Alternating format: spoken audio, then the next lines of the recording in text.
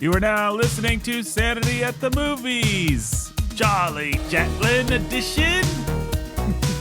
Hello, Governor. I don't know if that's how Charlie Chaplin talked. I'm not really sure. I don't think he did. I think maybe he talked like that when he was but a lad. But because he grew up in South London. I think he talked like Robert Downey Jr. in that not very good Chaplin biopic. I've never seen that not very good Chaplin biopic. I really dislike it. Yeah. There you go. I mean, Downey Jr. is great.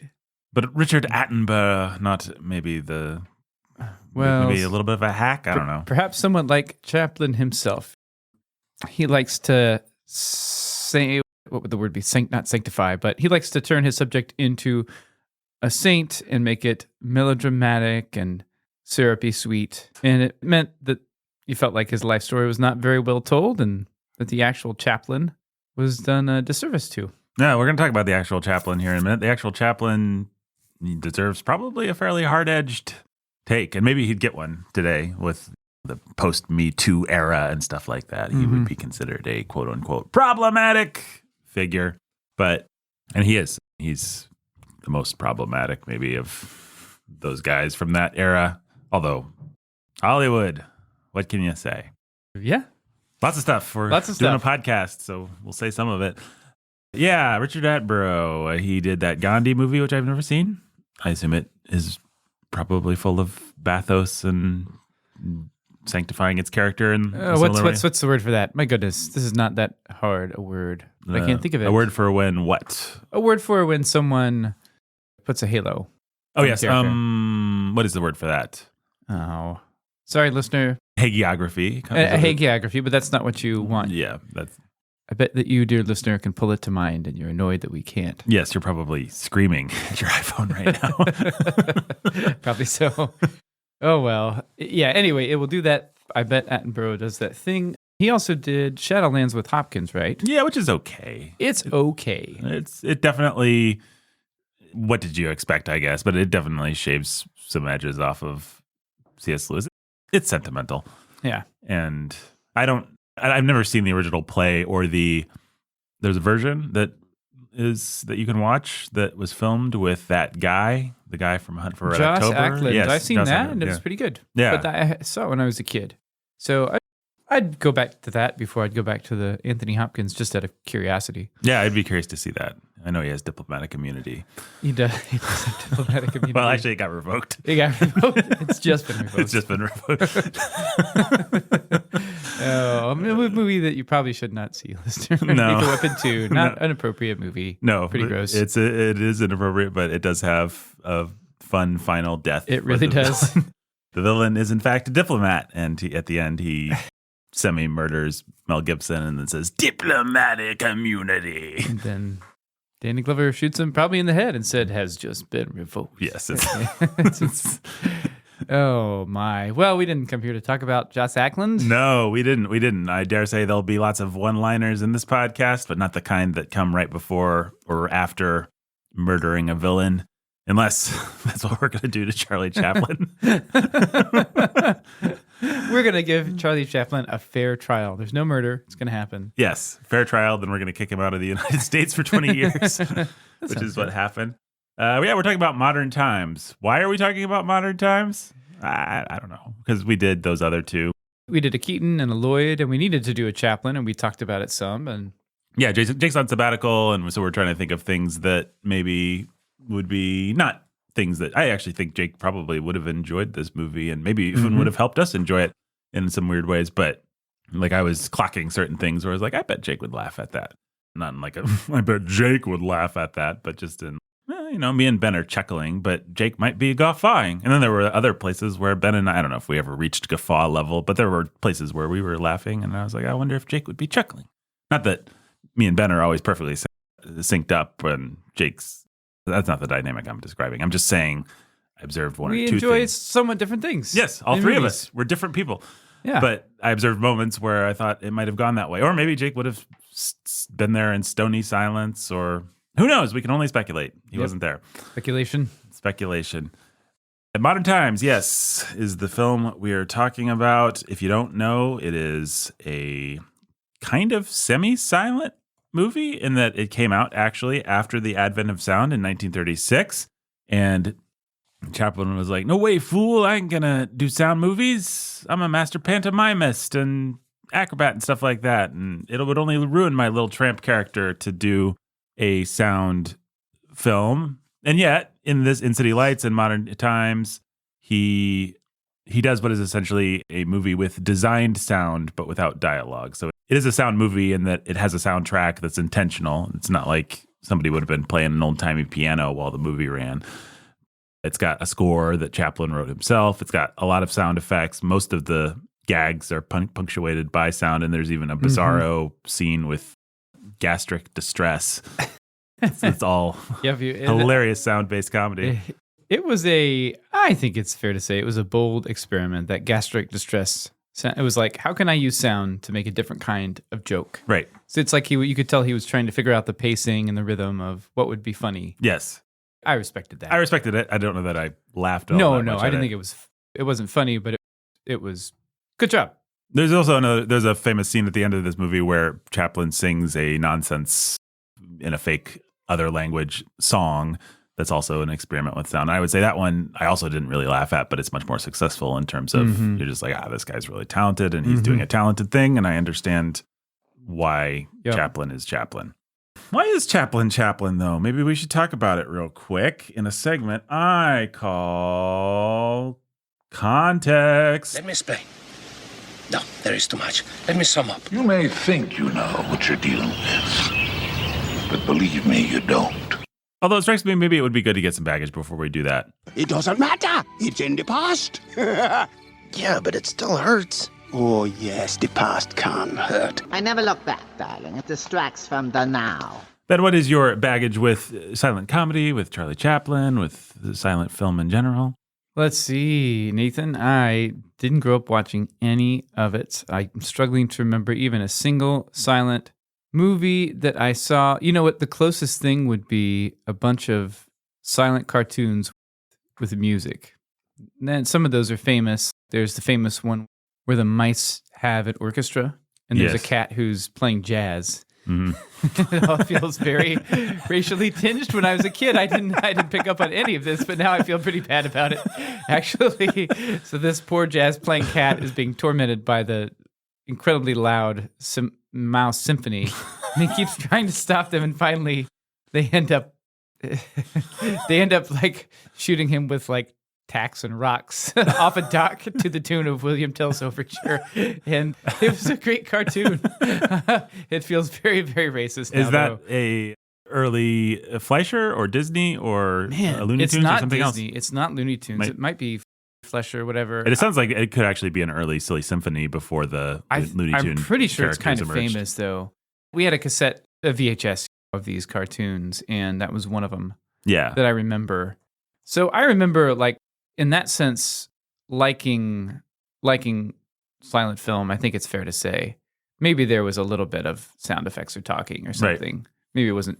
I think that's probably true. I think for a lot of people, cartoons, a lot of kids from our generation, at least, I don't know about the current generation, cartoons are the link to, like, when you finally do watch a Chaplin or Keaton or something like that, you're like, oh, the rhythms of the way that this comedy works. That's right. All these weird substitution gags where somebody thinks they're going to pick up a toothbrush, but they actually pick up a rock, Right. They all found their way into Looney Tunes and Disney shorts and Fleischer and stuff like that. And that's kind of how we know them. And that makes sense to me. So the language of silent films felt familiar when I went back to them. Yeah. Where when I first got to them much later in life. So I think I first saw a silent movie. I'm struggling here. Maybe it was even a Keaton. I think I got exposed to a Keaton movie, The General, in film class, and I was like, oh, this guy's awesome. Mm-hmm. I didn't know this was going to be this much fun or this cool, or that I would just like it even as filmmaker. Like watching Keaton work, use the camera. It's fun. Yeah. I went back and found a couple other Keatons. Didn't dip into Chaplin. Didn't dip into Lloyd. I don't quite know why. I was ignorant of Lloyd entirely.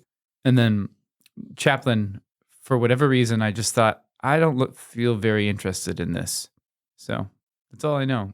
I knew what he looked like. I knew the iconography of the little tramp. Right. And somehow or other, I did happen to see that biopic Chaplin, which is not a movie I think that will make you at all want to watch a Chaplin movie. It seems like a bit of a failure. I feel like it was a failure. It just felt like a self-indulgent maudlin kind of movie. I remember Ebert's review for that movie, which I've read all of Ebert's reviews so many times, even for movies I haven't seen, because I just loved to read Ebert back in the day. But he said something along the lines of, this movie fails because it's about Chaplin's love life, it's about different things, but it doesn't actually capture what made him a great performer or what made him a great filmmaker. Like it's very strange to make a movie that asks no questions and provides no answers about the process of an artist. Yeah, that is weird, and it is true. So I think that's it. So now I'm a fan of silent movies. I'm trying to think of what I've seen outside of the three comedians we've just discussed, and I'm almost sure there's been something, but I don't know what. Yeah, I'm trying to think. What have we watched on this podcast? We did Safety Last, which is a wonderful Harold Lloyd movie. It's awesome. And Steamboat Bill Jr. Steamboat Bill Jr., which is probably my favorite Keaton film. It's just great. And yeah, you can listen to us talk about that. Yep. And you have seen City Lights, right? Did you say that? Yes, I did see City Lights at some point. Maybe that one I did check out myself and watch. That's quite possible. Which, if people don't know, that's kind of Chaplin's the most famous film, I guess. It's famous for its combining of humor and sentiment, which luckily the movie that we watched, while it has plenty of sentiment, and we'll talk about whether it's effective or not, it downplays it compared to City Lights, which is about like a blind girl, and the tramp helps the blind girl. And then that's right. There's an alcoholic millionaire who's kind of the friend of the tramp. And anyway. Yeah, it's very sentimental. I don't know. One thing we'll talk about, I'm sure, is Chaplin can be sentimental and mawkish. He can also kind of feel self-pitying in a way that both Keaton and Lloyd don't stumble into, I think. Yeah. All right. Well, I should give my baggage. Yeah. I have seen most of Charlie Chaplin's oeuvre, but not for probably about 20 years. When I was getting into film, I just had a Chaplin phase, and I watched all his major films. And I remembered Modern Times. One of the reasons I wanted to do Modern Times is because I remembered it as being, this is actually his last Little Tramp movie. There's The Great Dictator, which is a sound film. People are probably familiar with it. You probably see the imagery because Chaplin intentionally leans into and makes a joke out of the fact that his tramp persona looks exactly like Adolf Hitler. And so the tramp-like character gets mistaken and substituted, kind of a Man in the Iron Mask style thing, for this dictator called Adenoid Heikler or something like that. And it's not a very good movie, actually, but I suppose it was brave at the time. You know, some people seem to like it a lot. Or they like that speech that he gives at the end. Well, I mean, to me, it's like, it is cool that Chaplin stood against fascism and stuff in his time, but I don't know that it really speaks to me today. It's like, oh, Hitler was bad. Okay, thank you, Charlie. That's a good insight. It's not his fault, but I don't know that it really has crossed the ocean of time all that well. Plus, it's half sort of serious, and Modern Times is already verging on Chaplin taking himself a little too seriously and having too much time for my taste in between the gag sequences. Which I'm sure we'll talk about. But yeah, the Chaplin movie that I actually like the best is called The Circus, which is one that Chaplin didn't even mention in his autobiography. I don't think he thought very much of it, but it's just a gag-a-minute sort of fun. The little tramp ends up in a circus, and there's some big tough guy that's chasing him around. And I think he falls in love with the ballerina, and she rejects him for someone else, and he goes offset. There's still that strain of sentiment. Right. But it's much more just everything that I like about Charlie Chaplin, who's an interesting guy and very interesting to compare with Keaton and Lloyd. But I guess we'll save that for a second. I'll give some brief context now. And I like silent film, and nobody's seen that much silent film unless you're a silent film scholar. But I suppose I've seen the benchmarks, the kinds of things that show up on AFI lists and stuff like that. Your Metropolis, I guess that wouldn't show up on the AFI list because it's not American, but you know what I'm saying? Yep. I've seen Metropolis and Nosferatu and Phantom of the Opera. And I have seen Phantom of the Opera, the old the Lon Chaney one with the big rictus-like mouth. Yeah. Kind of famous makeup. Yeah, and some of those movies are cool. I had the opportunity to see Metropolis with a live organ score. That was pretty awesome. Huh. it really worked well on a big screen with someone playing a thundering live accompaniment. And I encourage you to see these films if they come to your town or if you have an opportunity to see any great silent horror movie like Nosferatu or something like that, or especially the comedies. I think that they will play like gangbusters with an audience. Like me and Ben were the audience for Modern Times, and we chuckled a decent amount, but I think I have enough of a comedy sense to know how that movie would play with a sympathetic audience, and I think it would still actually play pretty well. And certainly Lloyd and Keaton would. So if you have an opportunity to see any of these movies, then I encourage you to do it, because it's always better to see a movie with a crowd. But that brings us to the context. Let me explain. No, there is too much. Let me sum up. You may think you know what you're dealing with, but believe me, you don't. Charles Spencer Chaplin Jr., born 1889 in South London to Hannah Chaplin and Charles Chaplin Sr. Poverty, family struggles. His parents were both music hall performers with a bad marriage, which I feel like we've come across this before, but I can't remember where. Cary Grant, to some extent, comes from this kind of background. Did we not? Haven't we talked about? No, I guess we've just talked about Buster Keaton's background before as a stage performer as a kid. Yeah. That's right. Kind of same thing. He was in the American vaudeville scene getting thrown around by his dad and mom. That's right. Okay. Chaplin was sent to Lambeth Workhouse at age 7 and later to Norwood Schools for Destitute Children, which is, I think, important context for the movie we're about to talk about, because like Charles Dickens, as much as you can kind of be tempted to be a little bit annoyed by some of his social commentary, it is heartfelt, and he did experience the kind of institutional, mechanized horrors of the Victorian era turning into the modern industrial area. So it is something that he felt and suffered under in a way that's not just the cliches that we're used to about a little orphan boy working in a mill or something, Dickensian kind of thing.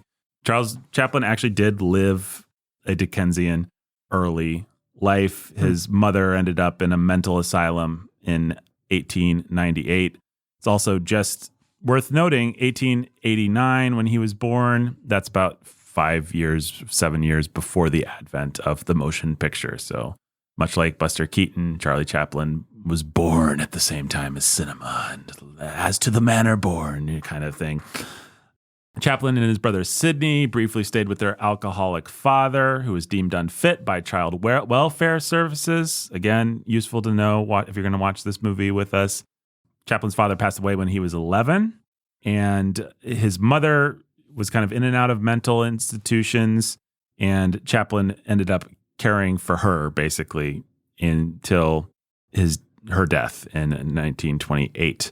So Chaplin got a little bit of school. He'd be in and out of schools for poor kids, but he began performing on stage. His first amateur appearance was at age 5, and by 9, he was really locking in. He joined the 8 Lancashire Lads clog dancing troupe and began touring music halls from 1899 to 1900, and basically gave up on education at 13 to become an actor.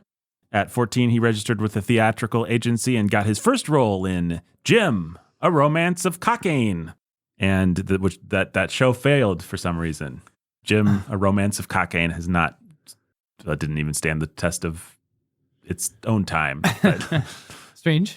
Chaplin, though, was acclaimed for his comic performance and ended up being like in a Sherlock Holmes play, doing these different plays in the West End of London, and just kind of doing the music hall scene there.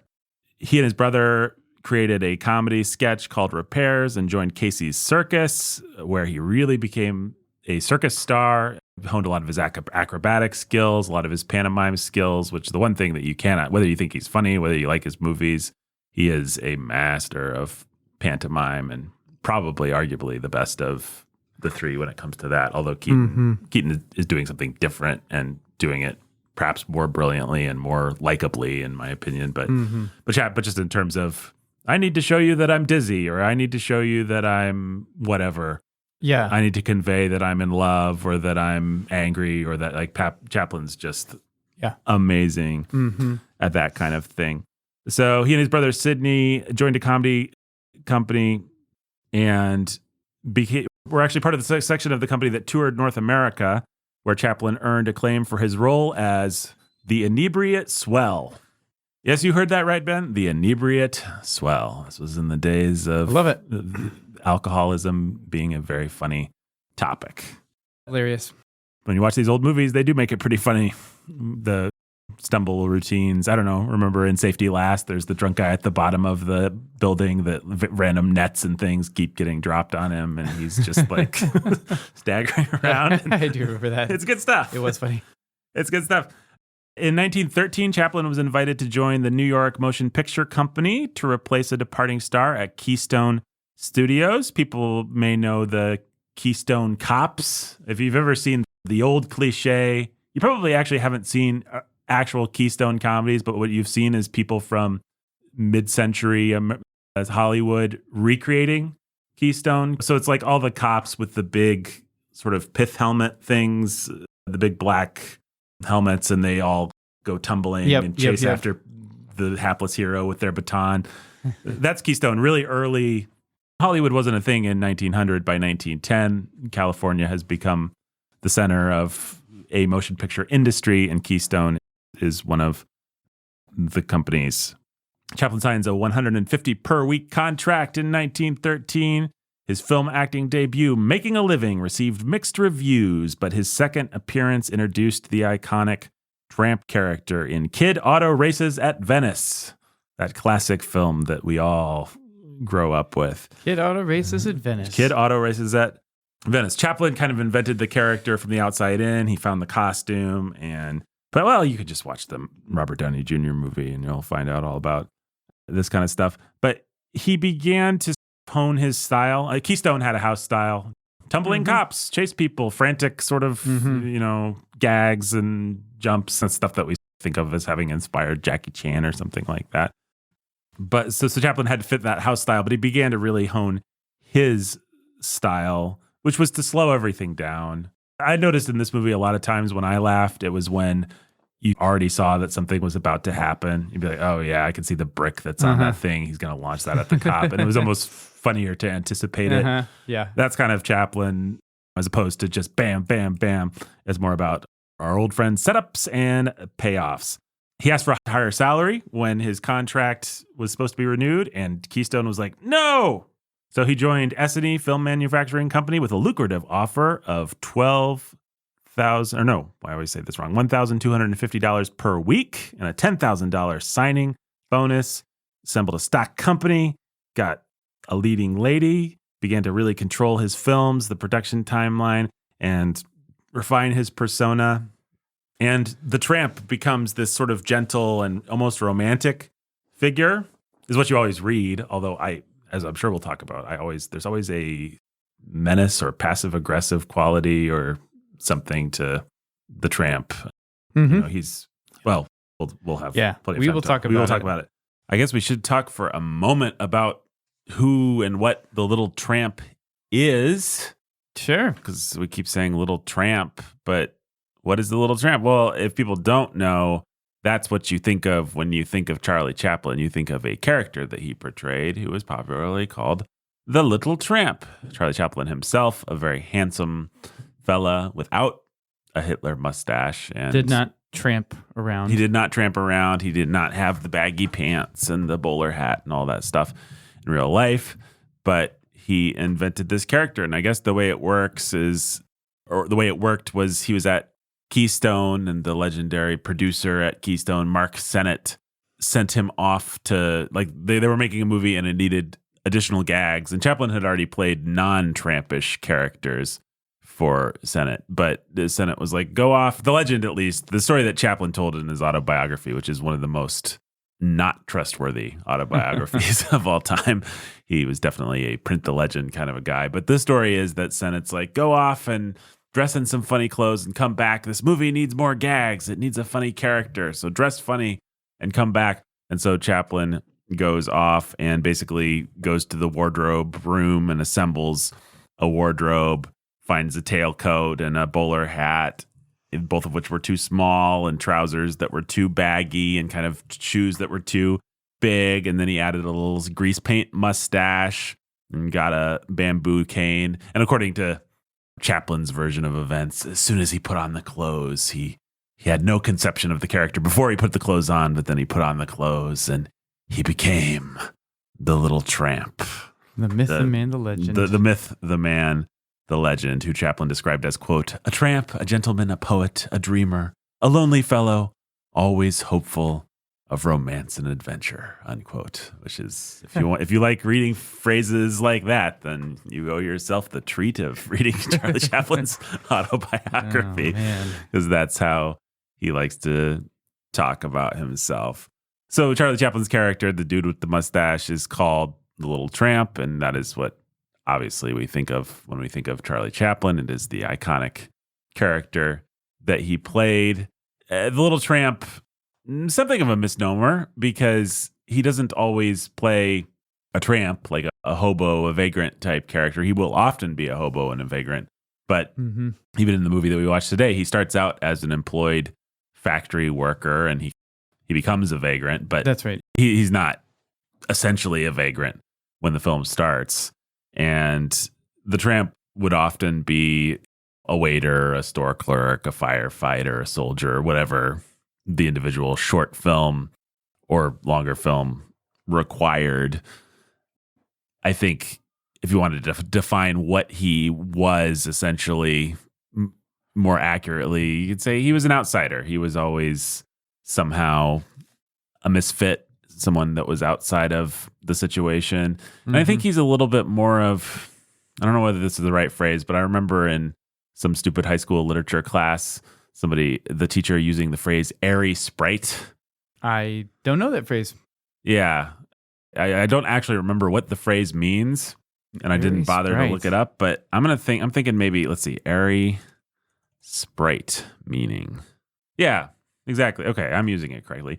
A small or elusive supernatural being, an elf or a pixie, an elf-like person is an airy sprite. I think the tramp is best understood as something of an airy sprite, or as something of a magical person. He vacillates between being a magical outsider that can do anything and that exists to puncture societal norms and stuff, and then being a more realistic, down-to-earth character who's put upon and oppressed in the way that he more is in this movie, but he can step outside of his situation in a way that wouldn't be dissimilar to us, like Bugs Bunny or Mickey Mouse, or one of these characters that kind of exists outside of the morals and mores of his time and can comment on them a little bit. To understand what I'm talking about, you can compare him to Buster Keaton or to Harold Lloyd. Buster Keaton, in his own way, is kind of a magical creature. He's not quite of this earth, but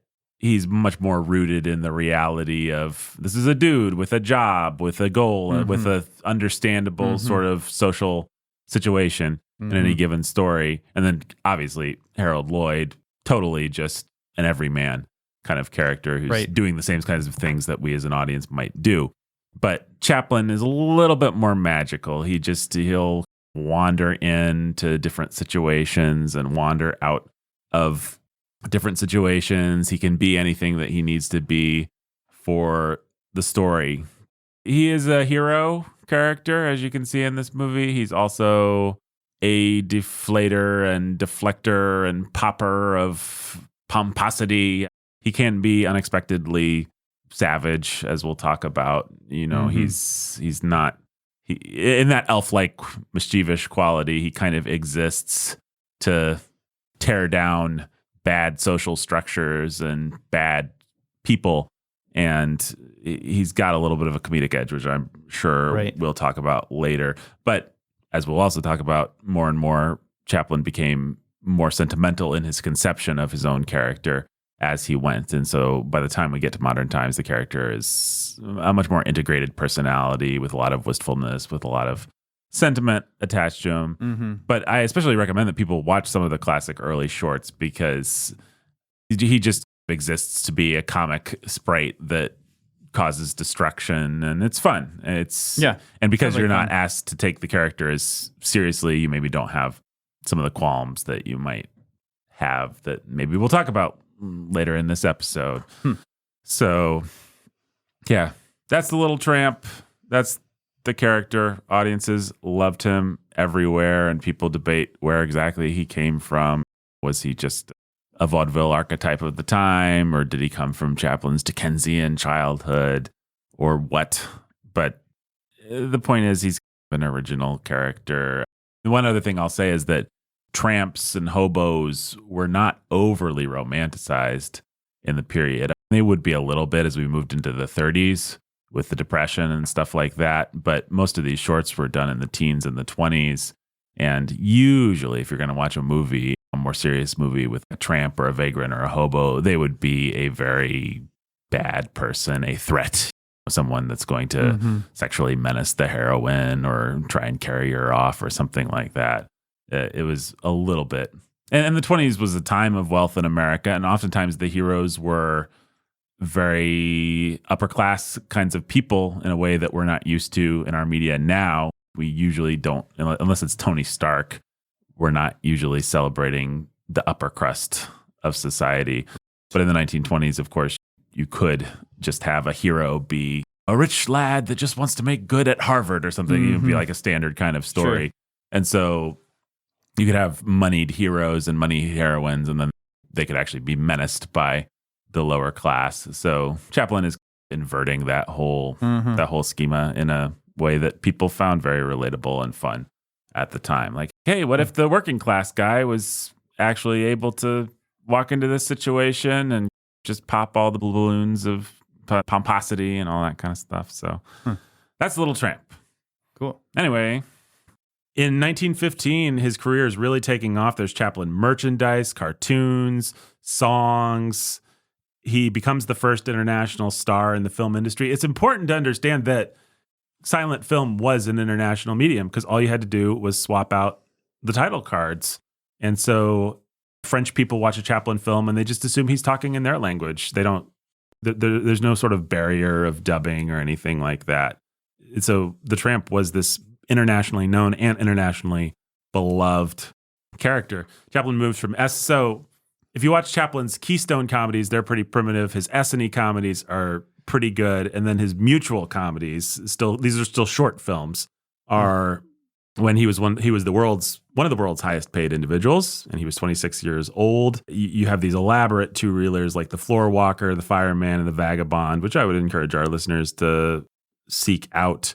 Have you seen these? Yeah. And they're genius, and they're fun, and in many ways they're more fun actually than Chaplin's long-form work because they're less sentimental and more just about he's got to sweep the floor. Will he do it?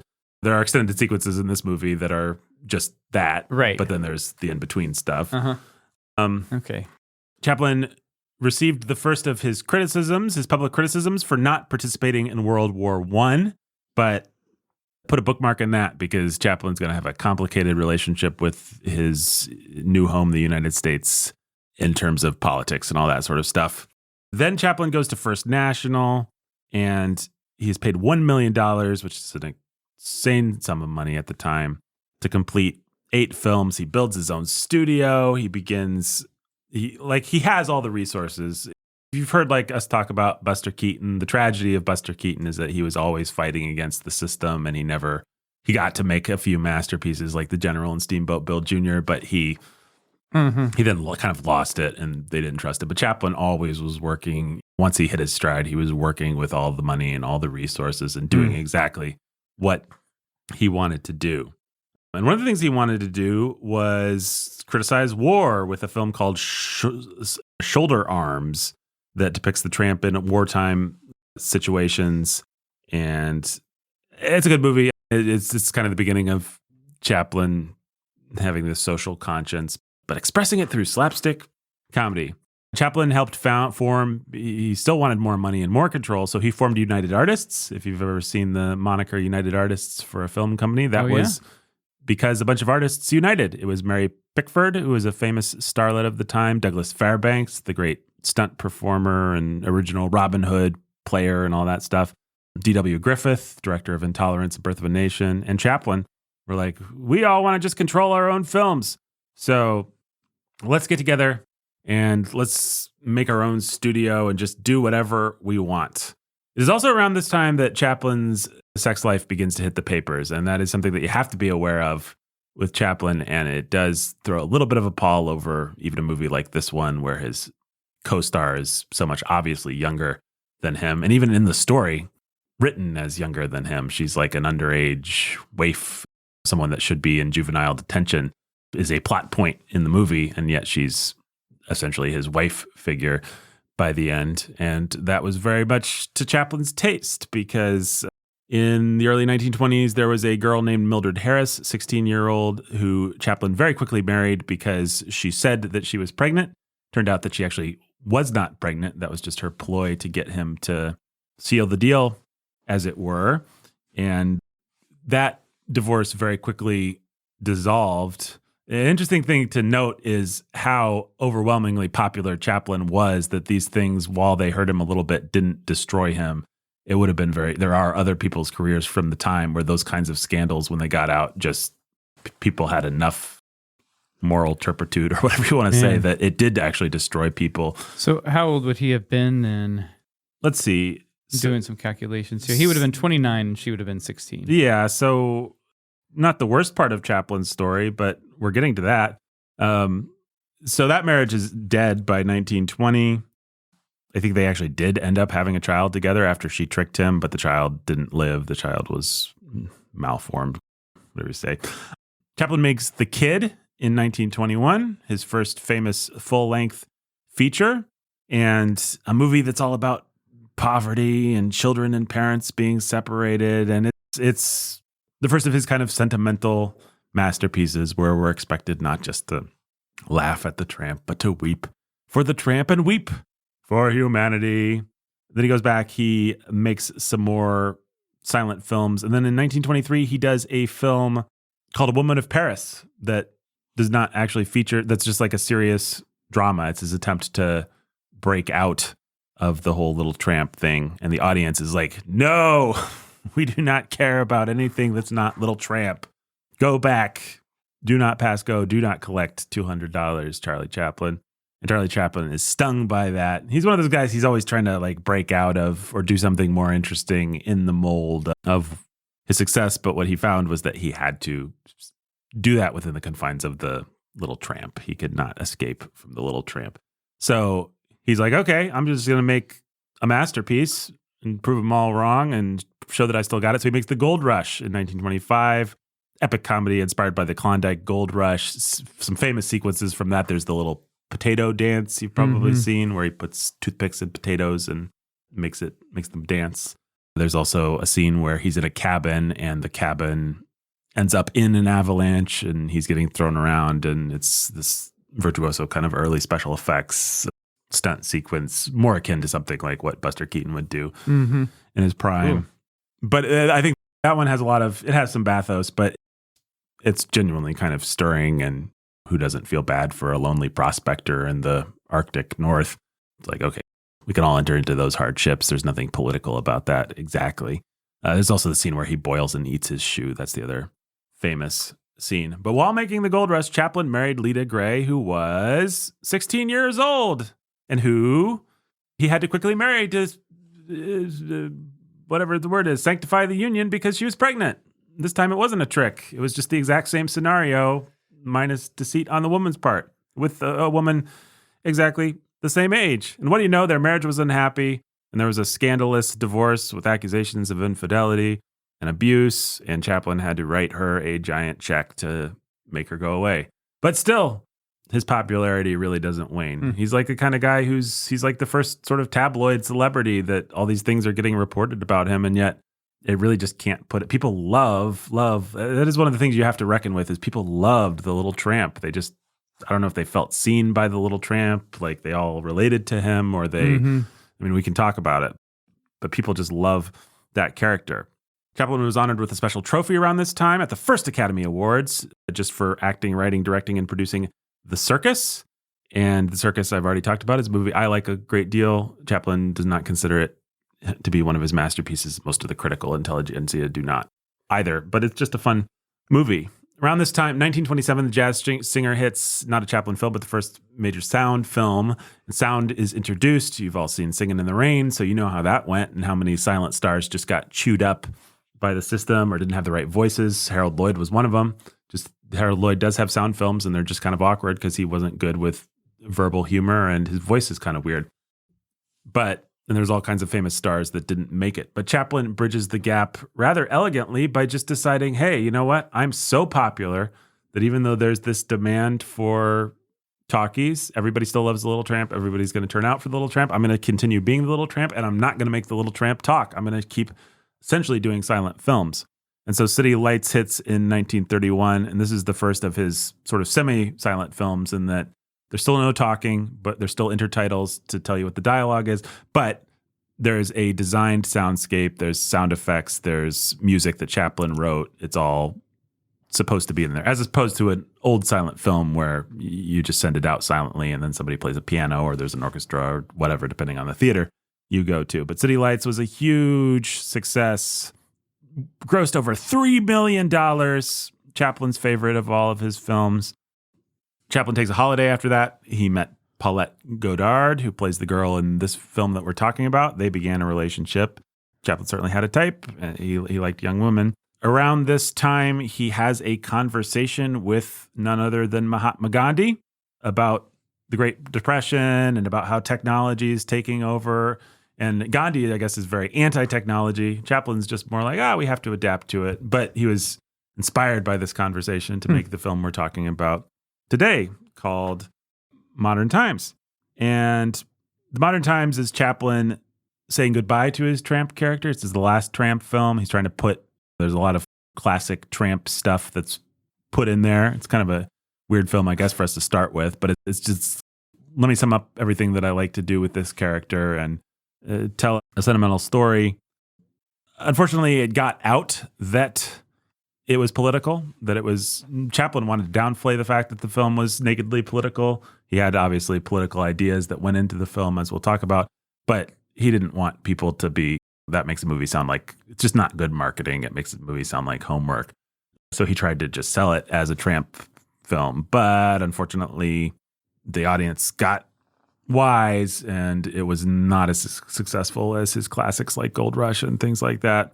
Then comes The Great Dictator, which is a sound film. The Tramp does talk. He gives the famous speech that you alluded to about why can't we all get along or something like that. I don't know. I haven't. Maybe I've seen it. It's not a great film, but it was Chaplin cleverly leaning into the fact that people were, hey, have you ever noticed that Charlie Chaplin, like the whole world is like, wow, Hitler looks exactly like Charlie Chaplin and Charlie Chaplin looks exactly like Hitler. And so Chaplin's like, I'm going to make something. I'm going to, instead of leaning away, lean into it. The problem for him was that Modern Times combined with The Great Dictator really linked politics to his image. And he has more affairs with very young women, some of them underage, and there's different paternity suits and things like that. And it all begins to catch up with him. Meanwhile, J. Edgar Hoover, the famously obsessive man who would hate someone like Chaplin, just like he hated someone like Martin Luther King Jr. And there were people that Hoover would just choose to destroy. And so, and this is all very well documented at this point, the FBI just decided to go after Chaplin. They brought serious charges, including violation of the Mann Act, don't transport women for immoral purposes, that thing. And Chaplin was acquitted of that one, but he was getting all this bad media attention. The FBI was actively working to destroy and tarnish his reputation. Maybe some of this is exaggerations of sort of Chaplin apologists that want to say he wasn't as bad as all that. I don't think he was a communist subversive like they were saying. He was definitely a left-leaning dude, as you can tell from the movie we just watched. And he definitely had a large and unhealthy sexual appetite. I think those are the two bad things that you could tell, and an appetite for women under our 21st century age of consent laws at the very least. I think most of what he did was more or less legal, or at least he was able to backfill it into legality by marrying these various women. But again, not great, obviously. Not obviously evil. Yeah. Chaplin actually did marry happily, though, around this time, the last of his young women, 18-year-old Ona O'Neill, the daughter of Eugene O'Neill, the famous New Deal playwright, leftist playwright dude. And apparently they had a very happy marriage for the rest of Chaplin's life. But in 1946, he made a really lame film called Monsieur Verdot, dark comedy about a bank clerk who marries and murders widows, takes their money. It's another kind of social satire of the way things are.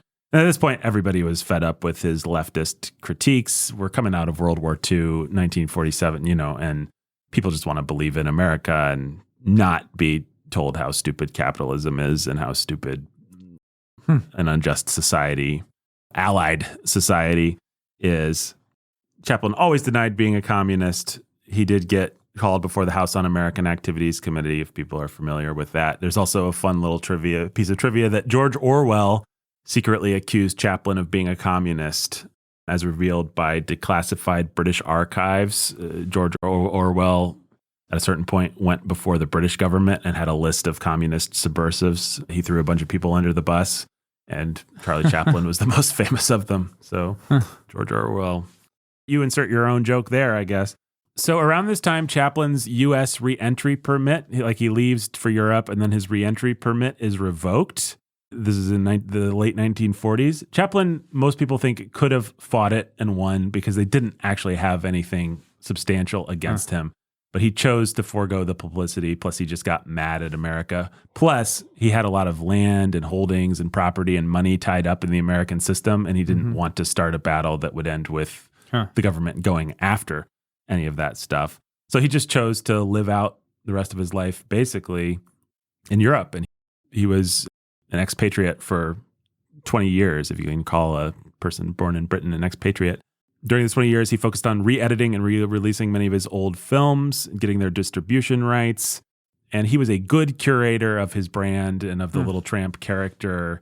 And for example, if you buy the Criterion edition of The Gold Rush from 1925, it has The Gold Rush as it was released in 1925, and then it has the edited, scored, sort of George Lucasian special edition Chaplin version from the 1950s or something like that, with narration by Charlie Chaplin. And people have their arguments over which one's best. Obviously, the original is probably the best, but it's kind of fun to see it with Chaplin's own ideas of what the narration and the sound effects and the music should be. But he kept his brand alive, and it's some of the reasons that we remember certain people and certain things are accidents of history. There may be other people. Well, Harold Lloyd is a great example. Harold Lloyd preserved his films, but he just kept them out of circulation for 20 years. And so Ben hadn't seen a Harold Lloyd film, whereas he knew exactly who Charlie Chaplin was. Buster Keaton almost had Buster Keaton could have very easily just been lost to history. We've been able to preserve some things. It wasn't too late when he began to get some reassessment and some acclaim, but if it had gone a few more years, his film negatives could have just disappeared, and we just might not have things like The General or some of these things. Film preservation wasn't a thing for most of the early 20th century. Just people weren't thinking about it. But Chaplin kept the rights, had the money, had the clout, and had the foresight to keep his character alive in the public consciousness, keep releasing these films. And they kept being profitable. People still liked The Little Tramp into the 50s and 60s. And Chaplin was awarded in 1972 an honorary Academy Award. He returned to the United States after 2 decades. I think at this point, whoever was in charge was just like, I don't think Charlie Chaplin's going to be too much of a threat to our national security state. So maybe he can come get his Academy Award. And so you can find the footage on YouTube of him receiving like a 12-minute standing ovation again, this is where, at the Academy Awards, this is where Buster Keaton fans really feel sour grapes, because they're like, Chaplin got to live to see all his stuff reacclaimed, and he got to bask in the love of everyone in the last years of his life, whereas Keaton, not as much. And many people think Keaton was the superior artist. But Be that as it may, that's basically Charlie Chaplin's life. In 1975, he was knighted by Queen Elizabeth II, a woman who had her hands on every aspect of 20th century history. Lived another couple of years and then he died. That's the story of Charlie Chaplin. Well, all right. Which brings us to our point of view on this film. Luke, you're going to find that many of the truths we cling to depend greatly on our own point of view. A new fantastic point of view. Good as a point of view, anyway. So, Ben, what did you think about Modern Times? Your first Charlie Chaplin movie besides City Lights? Oh.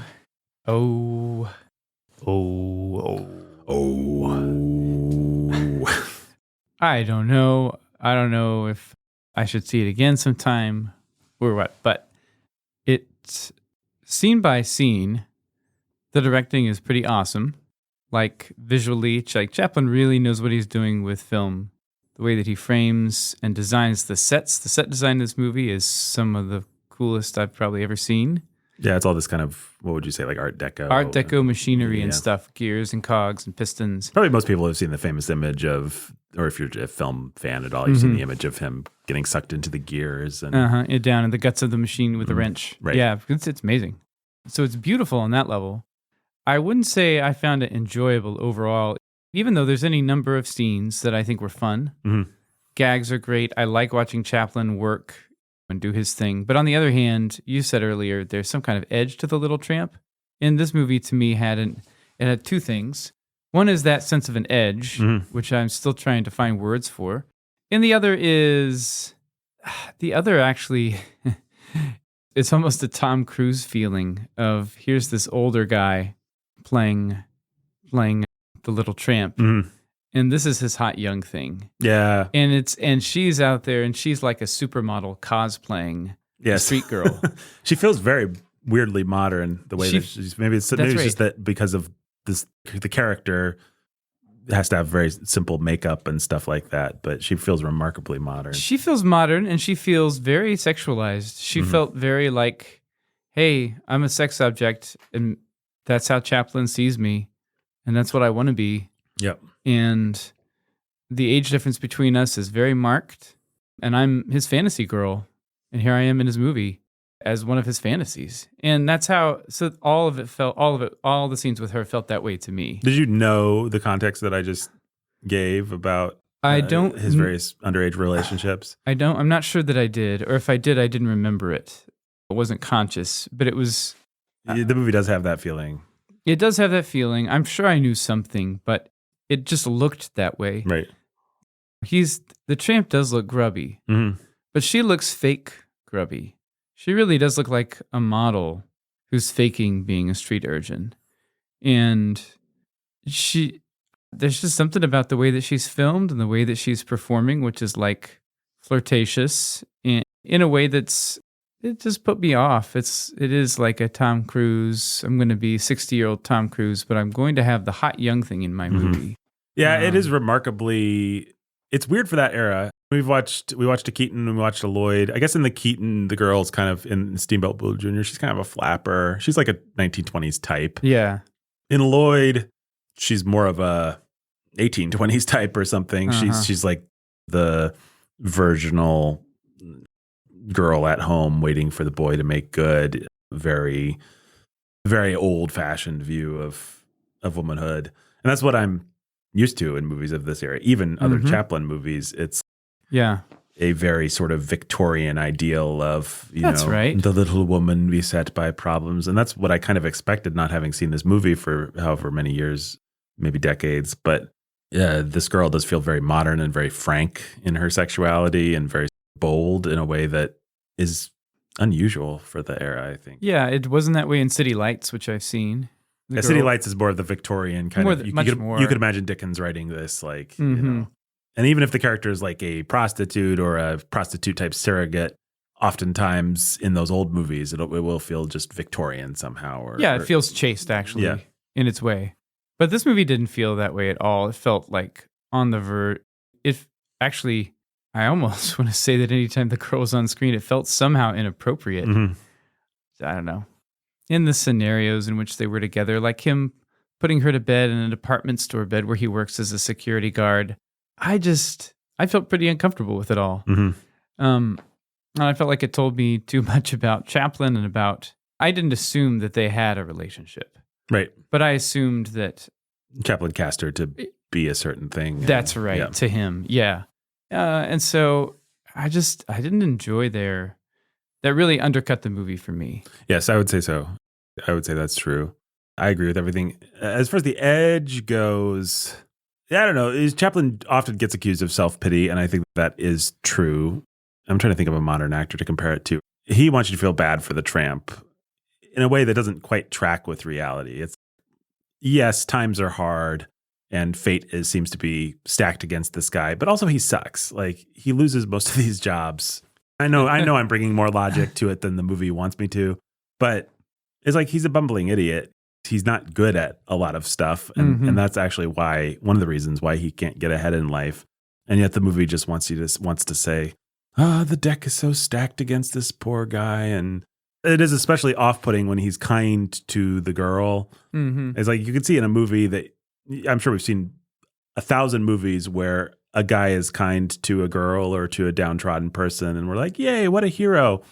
But in this case, for whatever reason, it just does feel like, oh, he wrote himself to be a hero. He actually wrote himself to be more of a hero than he actually would be. More of a hero than this character feels like he would be. It's like, I don't actually buy that this guy is this nice and this noble. This feels like an idealized self-conception that is off-putting. Well, and I don't know that he's nice to anyone else in the whole movie. Right. Except by accident. Right. He just seems kind of...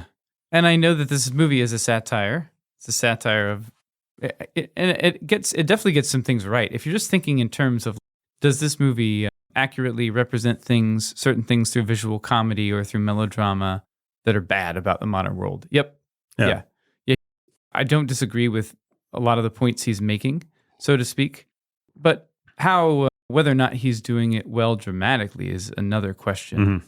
So he can make a satirical point about being a factory worker and being driven insane by being on an assembly line and treated like part of the machine yourself.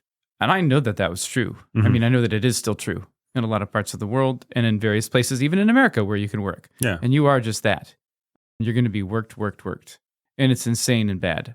I'm in full sympathy with making a movie that makes that part of the comedy. There's exactly one job that I've quit in my entire life. I'm sure I've quit lots, but there's exactly one job that I've gotten 4 days into and said, no, I'm sorry, I'd rather be up against financial ruin than work here. And it was a factory job, and it was just hard and dehumanizing in a way that I hated.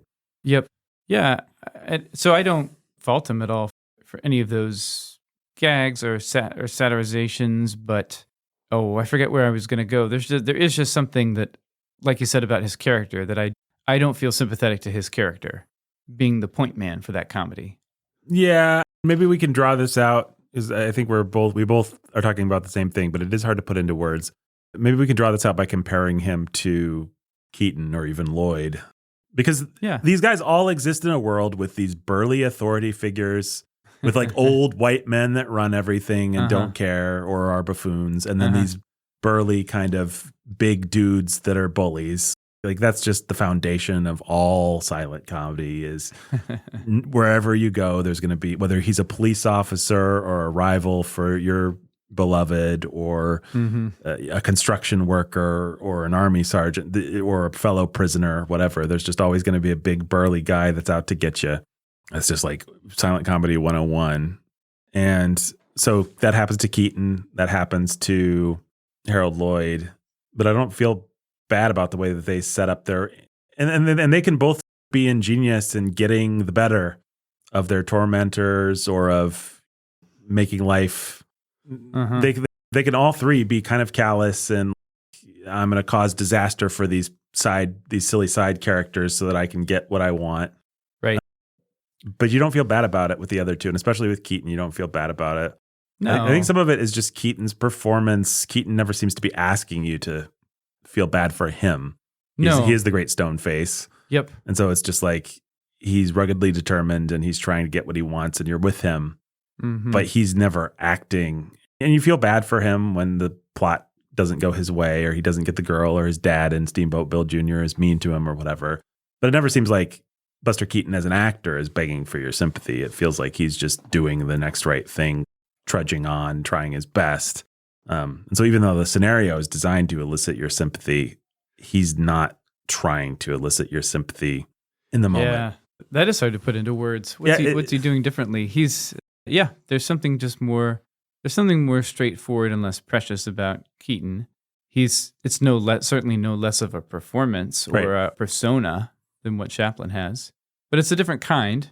And Chaplin, it's like Chaplin is more actively asking you to buy into the Little Tramp as a brand. Yeah. And it's a more sentimental brand, and it's a more sort of puppy dog brand or something. Yeah. I mean, the kind of brand that makes you want to say, "Aw, aw." But yeah, go ahead. Well, what I almost want to say, and I know this doesn't quite work, but what I almost want to say is that, especially with Keaton, but also with Lloyd, the joke is on them as much as anything. Like, they're silly. That's true. With Chaplin, I know he's like getting bonked on the head, and the paradigm doesn't quite work because he is the butt of the joke a lot of the times. Like, he takes pratfalls and things, and he's stupid and stuff. Right. But you never quite feel actually like the joke's on him. You always feel like he's above everyone else. Like, he as a director is positioning he as a character as being better somehow. Yeah, I know what you're trying to say. Yeah. It is hard. Man, it's hard to say. I feel like if we could say it, it would be pretty simple. Yes, I'm sure. Because the difference, whatever the difference is simple. I think if you watch these movies, if you watch a movie by each guy, I'm going to guess that most people would just feel, oh, that's quite different. Right. The words are hard. Yeah, Keaton and Lloyd are both, they are going to triumph over their circumstances eventually. Maybe even with some heroism, but they are funny, they are ridiculous, they are silly. And maybe even the way that they triumph will be quite silly. Right. They're heroes. If they're heroes, then they are in spite of themselves and their own weaknesses. If you compare the ending to the three movies, so the ending of Safety Last, Harold Lloyd, through pluck, determination, and a lot of good luck, makes it to the top of the building. His girl's there to get him. He gets bonked on the head and almost topples off the building. And then they hug and he walks off and he walks through some tar and his shoes stick and he walks away barefoot. And it's just like a last little, well, isn't this guy ridiculous kind of thing. Buster Keaton film, Steamboat Bill Jr. has this ridiculous, I don't even get what the joke is or remember, but like he's jumping into the water and they all think he's doing one thing, but then he's actually saving a horse or something. I don't remember exactly, but he looks silly at the end.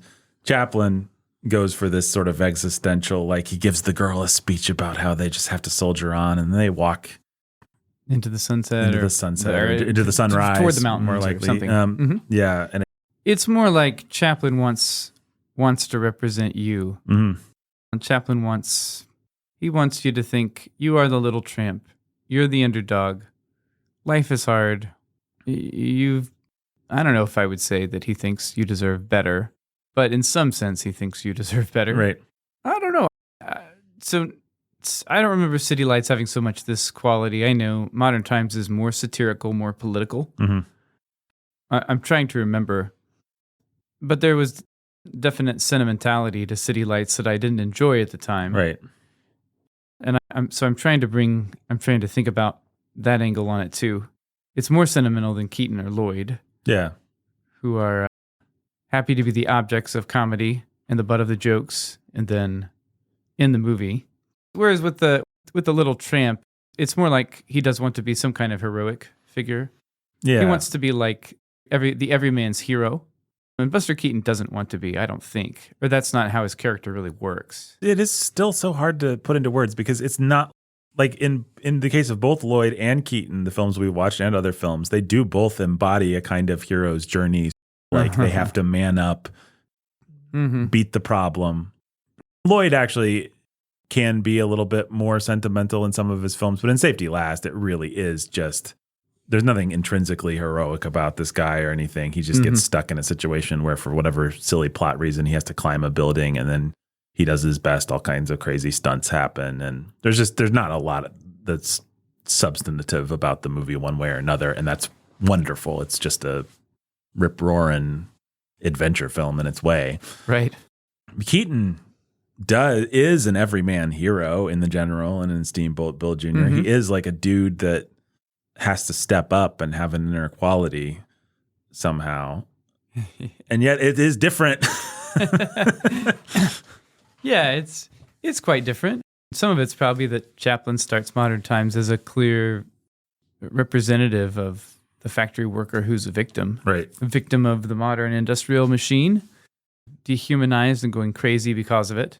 But Buster Keaton starts Steamboat Bill Jr. as just a fop. A really silly guy who doesn't know how to be a man. You know what? I think maybe you just put your finger on it. Victim is the right word. Chaplin is the victim of everyone else. Keaton is the victim of himself, and then he deals with himself. Right. And I think Lloyd, in his less profound way, is actually the victim of himself and then deals with himself. Like, they're both actually fools at the beginning of the movie that have to become men, which is a really classic storytelling structure. Whereas Chaplin, he's always awesome, I guess. He's always like the hero and the victim, but, you know, things are just stacked against him and he can't. Right. He's more like the archetype of, I've lost the words, but it's the something fool or the fool something. It's the wise fool, right? Yeah. It's the fool who's wiser than you are. Right. That's kind of what he is. Yeah, he's the something jester, I know. Oh, goodness. There's no words today, listener. I'm looking up the archetype of the fool right now. Yes. So, but yeah, I think that's good. That's a good handle. Least. Yeah. Yeah. Like, the tramp does not have to learn or grow or change in this film. He does not have to overcome anything in it himself. He always deserves success, and the universe is always stacked against him. And we're supposed to feel pity for him for that reason, which is a lot less compelling to my mind than both Keaton and Lloyd having the situation stacked against them because of their own inadequacies, which they then overcome. Yeah. That's just Joseph Campbell or whatever. Yeah. Did you find the name? Just the fool or the wise fool. The holy fool, yeah, I guess. Something like that.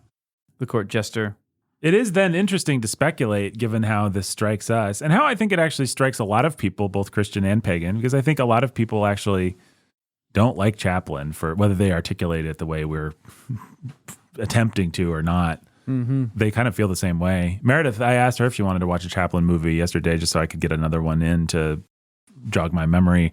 And she's like, no, I don't like that guy. And I was like, have you ever seen anything with him? And she's like, no, I just don't. I'm sorry. I don't want to watch a Charlie Chaplin film. I was like, why not? And she's like, I have no idea. I just know he's off-putting to me. And she loves Keaton. She I showed her a Keaton movie and then we ended up watching 5 more. And it wasn't because I was being Mr. husband that controls the remote and makes his poor suffering wife watch these things. It's because she genuinely just wanted to watch more Buster. Like, Nathan, can we watch another Buster Keaton movie? I think we watched 4 or 5 of them. And Keaton's just that way. Yeah, Keaton's awesome. But she just won't even touch. Like, Charlie Chaplin is toxic to her. And I think it is her just picking up on this quality, whatever it is, this self-pity, this sort of mean-spiritedness, I want to say, almost. Would you say you mentioned the circus is one that you liked maybe the most. Would you say that's the same there? I think it actually is the same, but it's one of those things where it almost doesn't matter in that case because there's not as much as of the commensurate self-pity. It's like, this guy's just a jerk. And in a sort of Bugs Bunny way, you just participate in him getting the better of everyone else. And it's a good sort of Schadenfreude comedy. Right. Which can work. Everybody loves the Marx Brothers, and there are many, many comedians that exist just to show up, puncture something, be mean, say the thing. Bill Murray, I guess, is a classic modern example. Like, he's just saying the things that we all think, that sort of thing. Right. And that can work well, and you won't necessarily find yourself off-put by it. when it states its intentions and isn't sentimental about it, when it's just like, hey, I'm a destructive force, and you either agree with what I'm destroying or you don't. But, you know, in the Marx Brothers cases, they're like, opera, it's dumb. Let's spend 90 minutes destroying opera. And, you know, we're all on board with that. Stuffy society people, they're stuffy. Let's destroy them. Like, we can all enjoy that, I think. We all have that mechanism in us. But with Chaplin, I don't know. Somehow it always feels like he wants you to pity him. Like it's not quite fair what he's doing to some of the other characters. An example, there's a boss character in the later stages of this movie who gets sucked into the machine and Chaplin's feeding him his lunch or something like that while he's stuck in the cogs of this machine.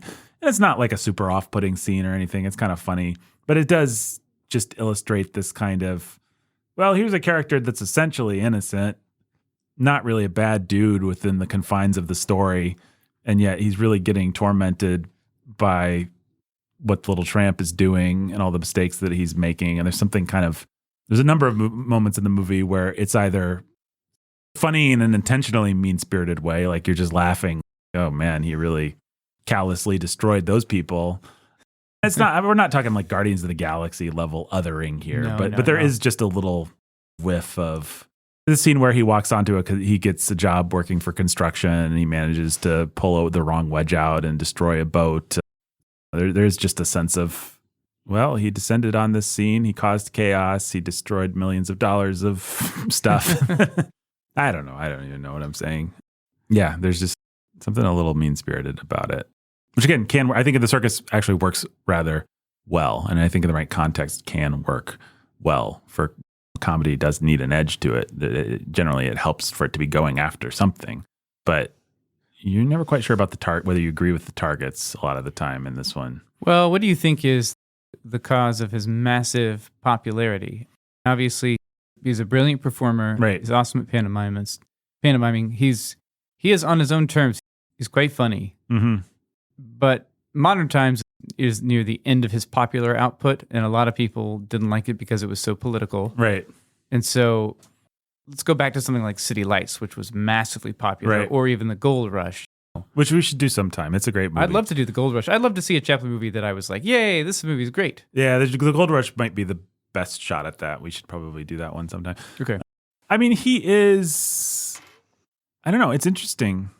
I guess he must capture something like that kind of plucky outsider sort of thing that we understand in the 1930s why everybody would resonate with this character. But then Modern Times wasn't his most popular film. But in the 1920s, it is interesting to contemplate. You have a relatively well-to-do America with plenty of haves and not that many have-nots, at least in the popular conception that's been handed down to us. Huh. And yet people love this kind of outsider, almost immigrant, hobo type character. They just love it. He's internationally famous. People the world over, he's not even an American phenomenon. He's just a worldwide, he's like Mickey Mouse or something like that. Like people everyone can relate to the Tramp at the time. But you and I watch it now and it's like, we relate to Keaton a lot better. And I think actually a lot of people would say the same thing. That's interesting. So I'm not sure what he was plugged into about the zeitgeist that was just so profoundly hilarious and moving to people. Maybe this would be a better podcast if I had a better answer to that. But it sounds like we just need to do another Chaplin movie. I feel pretty interested in this guy getting a little more of a grip on what he represented to people. If you watch his early shorts, and you do see it in this movie, there are brilliant comic sequences. I mean, just in terms of, there's an early sequence here where he kind of goes mad just from, he has a nervous breakdown from the repetitious motions that he's had to make on the assembly line, and he just goes through and starts using his wrenches to destroy the whole factory and pull buttons off of people's coats. And I'm not making it sound that funny, but it is brilliant. It's brilliant pantomime. It's brilliant physical comedy. It's kind of edgy, actually. It is edgy. Yeah, it feels very aggressive and very. And then there's a couple of women who They have buttons on their coats. Strategically placed buttons. Yeah. Let's say strategically placed buttons that look just like the bolts. And he's going after these women with his wrenches. Right. Yeah. Is this a metaphor for something? What would be the most hilarious place on a woman to put buttons? I mean, enough so that I'm like, if I had a teenage son, I would not show him this scene. Right. We just couldn't. It's like everyone understands what this means. Right. It's pretty aggressive. Yeah. But for what it is, taken on its own terms, I mean, it is brilliant. And there's like an ice skating scene, or not ice skating, a roller skating scene where he keeps almost going over an edge. And he is an absolutely brilliant physical performer. He is the kind of guy that can he doesn't need anything. Harold Lloyd would build these elaborate plots that could get him to a building that he had to climb up. But Chaplin really is the kind of guy where he can make a brilliant little comedy movie out of, a guy, a girl in the park with a mean policeman or something like that, and a bench. Like he is supremely talented. So I imagine that's some of it. And he was innovative. There's so many things that we just have come down to us through Mickey Mouse or Looney Tunes or whatever. And so we just take them for granted. But these guys were figuring out how to be funny on the screen. And Chaplin was the first to crack a lot of this stuff. So, maybe we'll have to do some shorts. Maybe we'll have to do the Gold Rush. Yeah, it'd be interesting to do more. What other thoughts do you have about this film? It's kind of a series of set pieces with this light interconnected plot with this girl. Yeah, I guess the final thing to say is that I don't end. Maybe you've said this, but I didn't end the movie feeling sympathy for the tramp and the girl. I just felt like, Tramp, you're a destructive force of nature who can't be trusted on a job site to do the basic requirements of the job. It's only your fault, right, that you are where you are. I don't fault you for having a nervous breakdown at the factory. Not at all. I don't think you should go back there. But other than that, I just felt like you wanted me to see you as the emblem of people at the time, contemporary people at the time, struggling to make it through and being unfairly treated everywhere they went.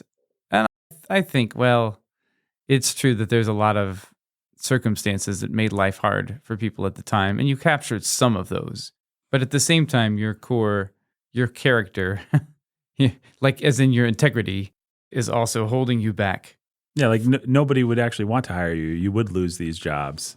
That's right. I think the movie's most effective when he's just trying to do the right thing. There are moments where he's trying to do the right thing, and then it just circumstances conspire against him. Yeah, there's a moment where a flag falls off of it. It is funny. A flag falls off of a truck. He grabs the flag and waves it to try and catch up with the truck just to be nice. And then a mob forms behind him. Like a union strike or something. Yeah, and suddenly the police show up and it looks like he's the ringleader for this entire striking mob. But so that kind of thing works. But there again, that sort of thing also doesn't feel that universal. It just feels like, wow, this guy has some spectacularly bad luck. There's relatively few moments where it's like, well, he did a really good job, and yet society really is set up not to help a person like that. Right. Like that's what you want. And maybe the closest the movie comes is in the end when he and the girl have made a success at a certain job, and then basically Child Protective Services just shows up to get his girlfriend. Oh man, it feels a little too autobiographical. Yeah, but then it feels too autobiographical.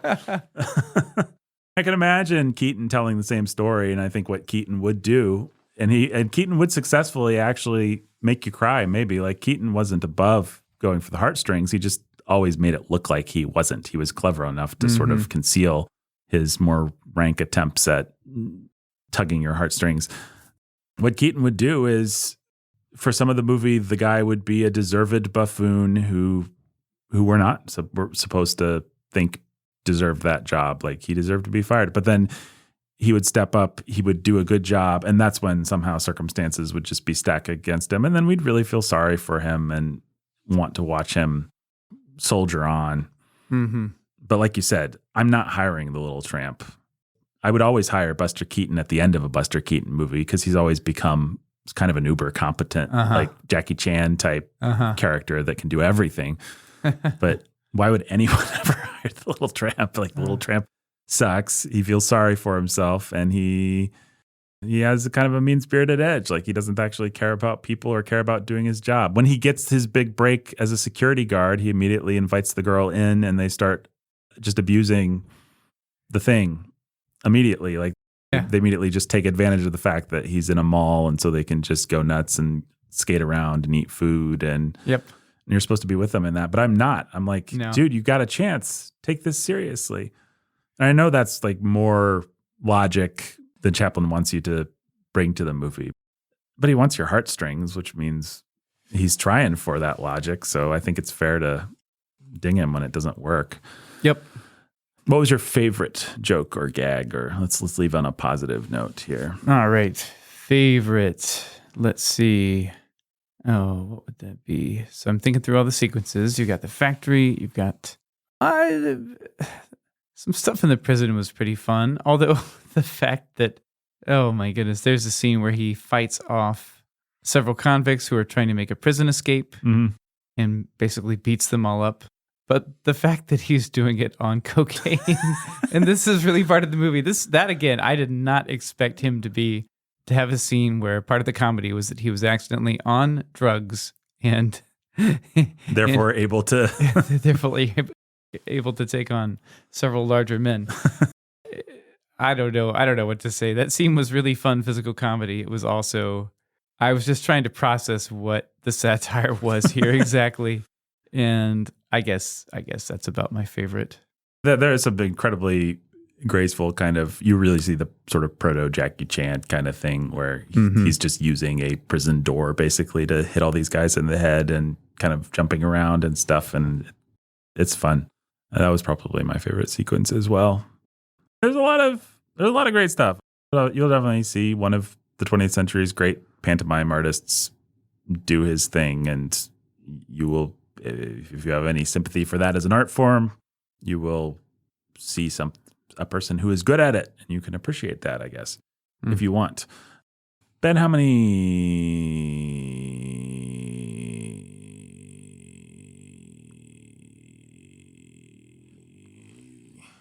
wrenches out of 40 do you want to throw into the gears of this film? No, I'll give it 30.